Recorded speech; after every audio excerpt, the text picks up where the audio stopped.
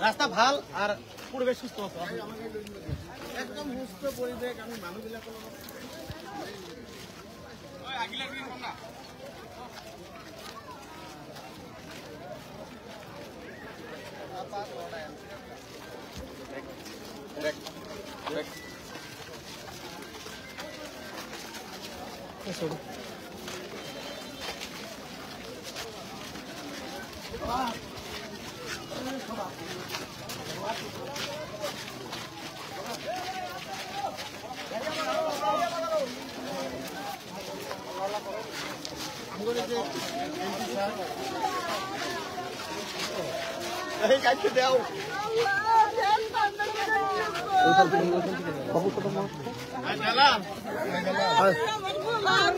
জালাল ভাই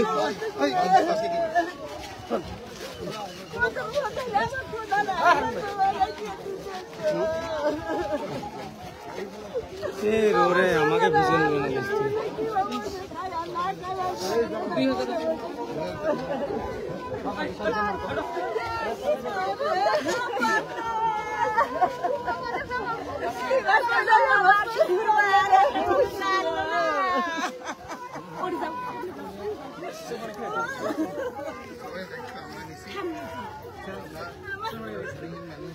গরিব মানুষ তার দায়িত্ব আমার কংগ্রেস পার্টি আমি নিছি আমরা সব করে দেব এখন একটা অবস্থা হয়েছে এরকম আর কিছু কথা করা যায় না আমি আইলাম আমি আশাটাই বলতে চাই না সব আমাকে বাধা দিচ্ছে পুলিশ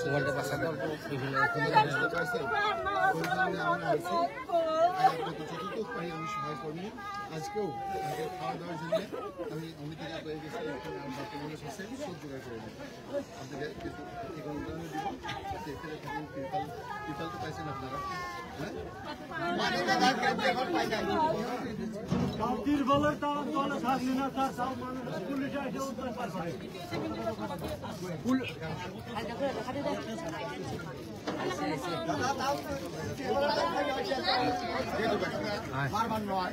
ফাটা হলাইছে ত্রিপাল দিচ্ছে ফাটা ফাটা হলাইছে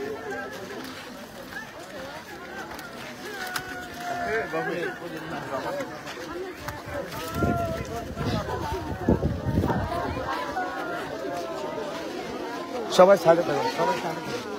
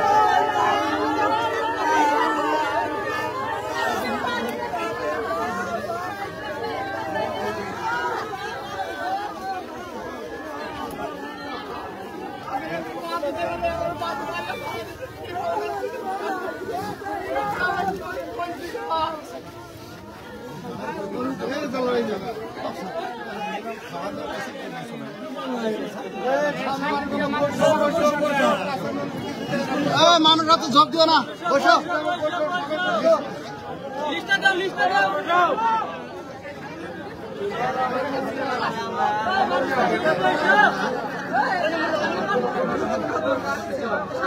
লোকটা শোনো না সন্টু ভাই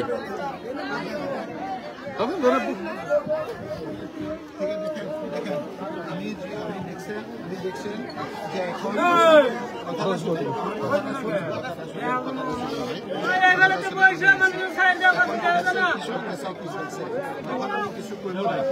যেগুলো মানুষের ভূমিহীন মানুষ আছে তার দায়িত্ব আমরা নিছি আমার সবাই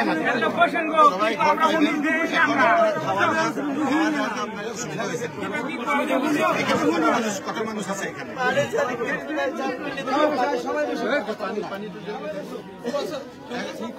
আজি আমি শুনি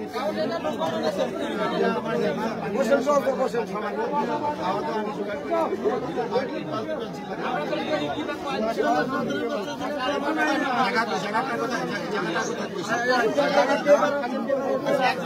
হাই সেকেন্ডারি মেডিকেল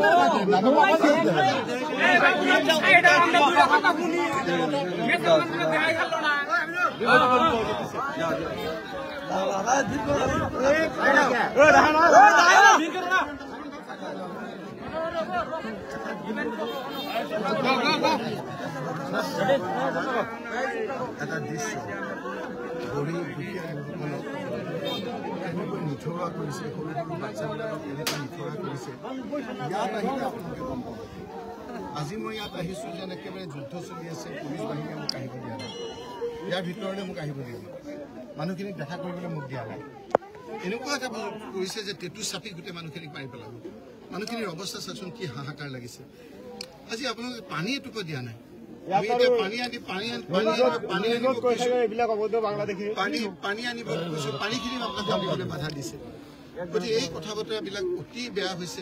মুখ্যমন্ত্ৰী ডাঙৰীয়া, অকণমান আপুনি এই কথাবিলাক আপোনালোকে চাওক। আজি ইয়াত যুগ যুগ ধৰি মানুহসকল আছে, এই লোকসকলৰ আপোনাৰ ইয়াত যিসকল পট্টা মাটি আছে সেইসকলৰ সুকীয়া।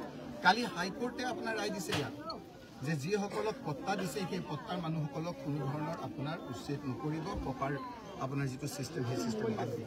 হাইকোৰ্টৰ অৰ্ডাৰ মানা নাই, কৈছে যে নটিচ দিব লাগে।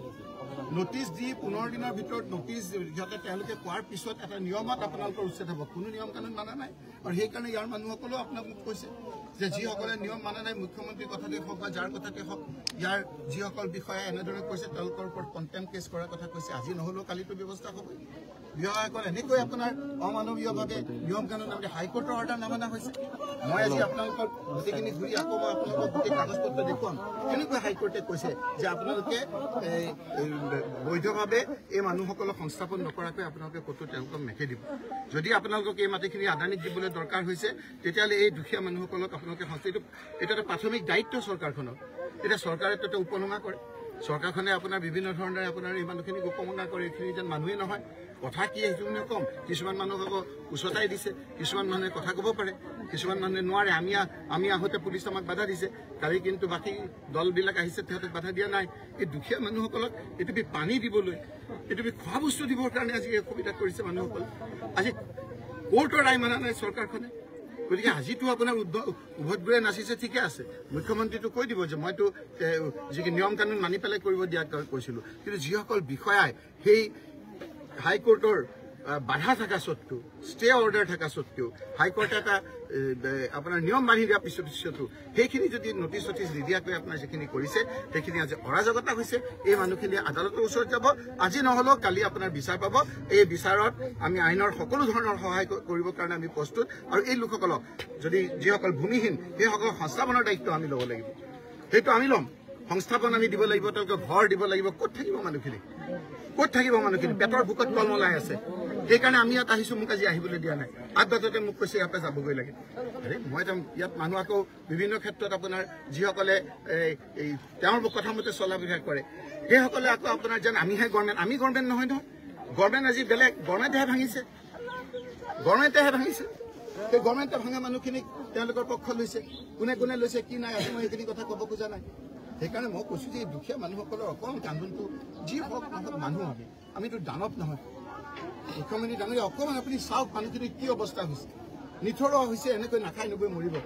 সেইকাৰণে আমি কৈছোঁ যে অলপ পানী দিবলৈ আমাক দিয়ক, আমি অকণমান আপোনাৰ অন্ন দিবলৈ দিয়ক, খাবৰ কাৰণে আমাক অলপ সুবিধা দিয়ক। বাকী কথাখিনি গোটেই অঞ্চলটো চোৱাৰ পিছত আপোনালোকৰ গোটেই কাগজ পত্ৰ সৈতে আমি মানুহখিনি নিশ্চয়কৈ আমি ন্যায়ৰ কাৰণে আমি চেষ্টা কৰিম। আৰু আমাৰ চৰকাৰ আহিলে মই কথা দিছোঁ, যিসকল আজি কাৰ্বি আংলঙত গৈছোঁ, তাতো 40,000 ট্ৰাইবেল মানুহৰ গতিকে এই মানুহখিনি সংস্থাপন দিয়া চৰকাৰৰ প্ৰাৰম্ভিক দায়িত্ব, সেইখিনি আমি দায়িত্ব লৈছোঁ। আমি ভূমিহীন লোকসকলক মাটি আৰু ঘৰ বনাই দিয়াৰ লগতে সংস্থাপন দিয়াৰ কথা আমাৰ দায়িত্ব। ছাৰ, ভূমিহীন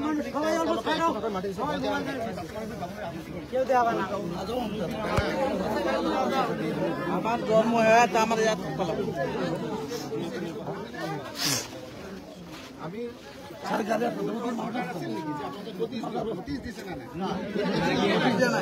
নোটিছ দিয়া নাই, যিসকলে এই অবৈধভাৱে উচ্ছেদ কৰিছে তেওঁলোকৰ বিৰুদ্ধে এই লোকসকলে আইনী আইনটো নিয়মমতে যদি আইনী সাহায্য ল'বৰ কাৰণে তেওঁলোকৰ পইচা নাথাকে, চৰকাৰে পইচা দিব লাগে, আমি সহায় কৰিম। নোটিছ দিয়াকৈ এনেকুৱা কৰিছে চৰকাৰৰ এক্সিষ্টিং কালিও কৈছে যে নীতি নিয়ম নামানি তেওঁলোকক নোটিছ দি যি নিয়ম আছে তেনেকুৱা কৰা। আজি আপোনাৰ সংস্থাপন দিছে, ইয়াত আপোনাৰ ষ্টে অৰ্ডাৰ দিছে, যিসকলক ঘৰ ভাঙিছে, যিসকলক আপোনাৰ চৰকাৰে আপোনাৰ ইয়াত পাট্টা দিছে, যিসকলক আপোনাৰ চৰকাৰে ইয়াত মাটি দিছে, সেই লোকসকলকো ভাঙিছে, যি আছে কালি ষ্টে অৰ্ডাৰ দিছে। গতিকে আইনৰ মানি যিসকলে হাতত লৈছে তেওঁলোকৰ বিৰুদ্ধে ব্যৱস্থা ল'বৰ কাৰণে আমি সেইসকলক সহায় কৰিম।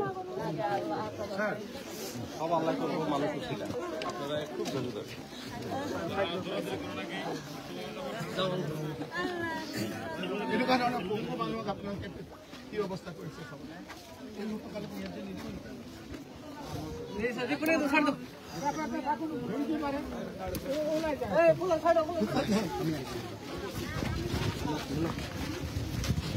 এতিয়া কি আৰু যাব নিদিয়ে নেকি?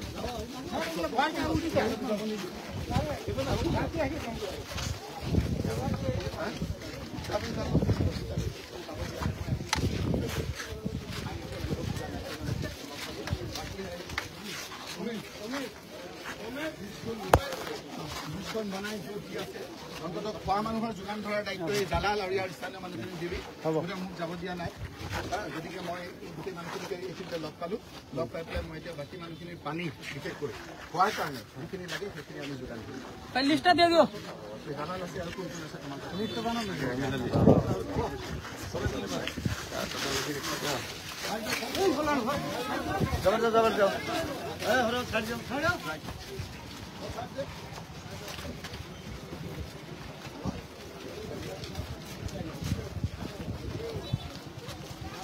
এটা কথাকে কৈ আছো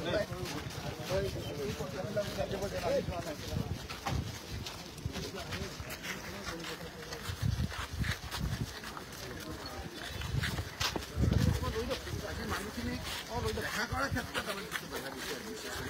এইটোৱে প্ৰমাণ কৰে যে তেওঁলোকে গোটেই কথাটো বিধিগতভাৱে ন্যায়িকভাৱে কৰা নাই।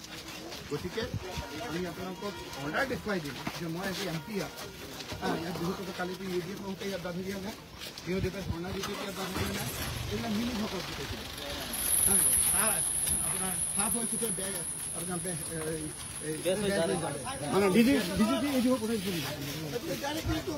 ট্ৰানজেকশ্যন চলি আছে। আজি আমাক সুধিছে আমি ভাঙিছোঁ নেকি? ভাঙিছে গভৰ্ণমেণ্টে, ভাঙিছে হিমন্ত বিশ্ব শৰ্মাই, তেওঁলোকে ৰকিবুল হুছেইনৰ কথা কৈছিল। আজি মোৰ কথা কয়, মই ইলেকশ্যনৰ সময়ত কৈছিলোঁ যে আমাৰ যদি চৰকাৰ হয় আমি সেইসকলক আমি পুৰা সুৰক্ষা দিম। আজি কি আপোনাৰ ভাঙিলে তাতকৈ আমি কিবা চাৰ্জ কৰিছিলোঁ নেকি? আজি আপোনাৰ বৰষুণে ভাঙিছিল। গতিকে এই মুখ্যমন্ত্ৰী ডাঙৰীয়াৰ এই কথা বতৰাবিলাকক মই কোনো ধৰণৰ ঠাণ্ডাত যাব খোজা নাই।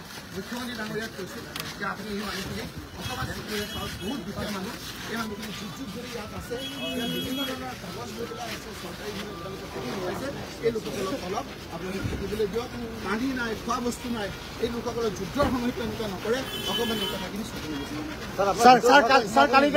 মোক সোমাবলৈ দিয়া নাই। মই যে কোনোমতে ইয়াত জোৰকে আহিছোঁ। যুদ্ধটো ইমান পুলিচ নাযায় মোৰ লগত যিমান দিছে। ছাৰ, কালি মুখ্যমন্ত্ৰীয়ে কথা কৈছে যে একেলগে ফৰেষ্ট মন্ত্ৰী আৰু ফৰেষ্ট বিষয়া মিলি এই উচ্চতৰ মানুহখিনিক বহাইছিল। এই মুখ্যমন্ত্ৰী কালি কথা কৈছিল যে অবৈধভাৱে আপোনাৰ যিসকল মানুহক খেদিছে আমি আইনৰ আশ্ৰয় লোৱাৰ ক্ষেত্ৰত এই মানুহখিনিক সহায় কৰিম। এক্সিষ্টিং আপোনাৰ এতিয়া কোৰ্টৰ ৰায় আছে যে নটিচ দি দিয়াকৈ তেওঁ কোনো মানুহ আঁতৰাব নালাগে। মই নটিচ ইয়াত কোনো মানুহে পোৱা নাই 15 দিনৰ নটিচ দি পেলাই আপোনাৰ এই মানুহখিনিৰ লগত কথা পাতি পেলাই কৰিব দিছিল এইখিনি পোৱা নাই অলপ আগত আহক মই আপোনালোকক গোটেই কাগজৰ সৈতে গোটেই অঞ্চলটো মই এবাৰ যাব নিদিলেও গোটেই অঞ্চলটো মই ঘূৰিম